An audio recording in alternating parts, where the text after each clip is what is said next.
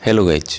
तो आज हम बात करने वाले हैं बीएससी नर्सिंग का जो फर्स्ट सेमेस्टर होता है उसके सिलेबस के बारे में। ठीक है, कि आपको फर्स्ट सेमेस्टर के अंदर क्या क्या पढ़ना पड़ेगा। ठीक है, सबसे पहले तो मैं आपको ये बता दूं कि जिनकी भी काउंसलिंग हुई है ना अभी, ठीक है, फर्स्ट या सेकंड राउंड के अंदर, चाहे गवर्नमेंट मिलो कॉलेज उनको, चाहे प्राइवेट मिलो उनको, पढ़ना क्या क्या है वो आज हम इस वीडियो के अंदर बात करने वाले हैं। तो देखिए, सबसे पहले हम बात करें यदि सिलेबस की, किसकी बात करें, सिलेबस की करें। सिलेबस के अंदर आपको मुख्यतः 2 सब्जेक्ट की या 2 पेपर आपको फर्स्ट सेमेस्टर के अंदर देने पड़ते हैं। ठीक है, और उसके बाद में सेकंड सेमेस्टर स्टार्ट होता है और सेकंड सेमेस्टर के अंदर आपको 2 और पेपर देने होते हैं और सेकंड सेमेस्टर के अंदर आपका एक प्रैक्टिकल भी है। ठीक है, लेकिन हम सबसे पहले बात करेंगे आपके फर्स्ट सेमेस्टर की। ठीक है, तो चलिए करते हैं शुरू।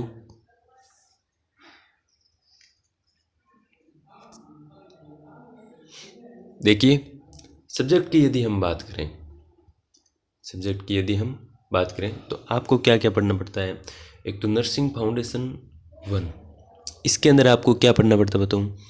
बेसिक चीज़ें, बेसिक, ठीक है, जैसे कि हेल्थ मान लो, ठीक है ना, यानी कि स्वास्थ्य क्या है, हॉस्पिटल के बारे में आप पढ़ोगे कि हॉस्पिटल के अंदर क्या क्या चीज़ें होती है, और आप पढ़ोगे फर्स्ट एड के बारे में, यानी कि कोई भी आपको रास्ते के अंदर इंसान मिल जाता है, उसके चोट लगी है तो आपको क्या क्या करना चाहिए। ठीक है, और किसी को हार्ट अटैक आ रहा है तो आपको सीपीआर कैसे देना है और कौन कौन सी पोजीशन होती है। ठीक है, जो इंसान मतलब ड्रग एडमिनिस्टर करते हैं ना, उसके समय कौन कौन सी पोजीशन होती है ना, इनके बारे में हम बात करने वाले हैं। और इंटरपर्सनल रिलेशनशिप है, आईपीआर, ठीक है ना, कम्युनिकेशन वाला चैप्टर। ठीक है, और ये सब हम किसके अंदर पढ़ते हैं, नर्सिंग फाउंडेशन के अंदर। और सेकंड हम बात करें यदि, तो anatomy and physiology. Anatomy and physiology ये जो है ना, ये बहुत इंपॉर्टेंट है। मैं आपको बता दूँ, एनाटॉमी एंड फिजियोलॉजी को तो आपको खोल कर पी लेना है। ठीक है, ये आपकी पूरी 4 साल काम आएगी, लेकिन इनका एग्ज़ाम है ना, वो एकेडमिक एग्ज़ाम जो है वो आपके जुलाई मंथ के अंदर हो जाएगा। उसके बाद में इसका एग्ज़ाम नहीं होगा नर्सिंग के अंदर। ठीक है, इसके अंदर हम क्या पढ़ेंगे, एनाटॉमी एंड फिजियोलॉजी के अंदर, इसके अंदर हम पढ़ेंगे, देखो एनाटॉमी एंड फिजियोलॉजी है, ठीक है, इसके अंदर हम पढ़ेंगे ऑर्गन के बारे में। जैसे वो विज्ञान होती है ना, जैसे 10th और 12th के अंदर आपने बायोलॉजी पढ़ी है, ठीक है, तो आपने 12th के अंदर जो ऑर्गन के बारे में पढ़ा है ना, जैसे आपकी हेड से लेकर टो तक, यानी कि सिर से लेकर पैर तक जो भी आपकी चीज़ें हैं, ऑर्गन है यानी कि अंग है, कैसे कार्य करते हैं, इन सब के बारे में हम बात करेंगे एनाटॉमी एंड फिजियोलॉजी के अंदर। ठीक है, और इन दोनों का पेपर है वो साथ में होगा। और नेक्स्ट हम यदि बात करें तो वो आती है आपके साइकोलॉजी एंड सोशियोलॉजी। साइकोलॉजी के अंदर हम पढ़ेंगे मेंटल स्टेटस, यानी कि किसी का बिहेवियर यानी कि व्यवहार वो कैसे करता है। यदि वो उदास है तो इसके पीछे रीज़न क्या है, यदि वो ज़्यादा हंस रहा है इसके पीछे रीज़न क्या है, लर्निंग किसे कहते हैं, स्ट्रेस क्या होता है, यानी डिप्रेशन में बंदा कैसे जाता है। ठीक है, इन सब के बारे में हम पढ़ेंगे साइकोलॉजी के अंदर। नेक्स्ट है सोशियोलॉजी। सोशियोलॉजी के अंदर हम पढ़ेंगे समाज के बारे में, यानी कि क्या होता है एसोसिएशन, यानी संघ होते हैं ना, ऑडियंस क्या होती है, जनता क्या होती है, नेता क्या होता है। ठीक है, समाज किसे कहते हैं, सोसाइटी किसे कहते हैं, कम्युनिटी यानी समुदाय किसे कहते हैं, सब चीज़ों के बारे में हम सोशियोलॉजी के अंदर पढ़ेंगे।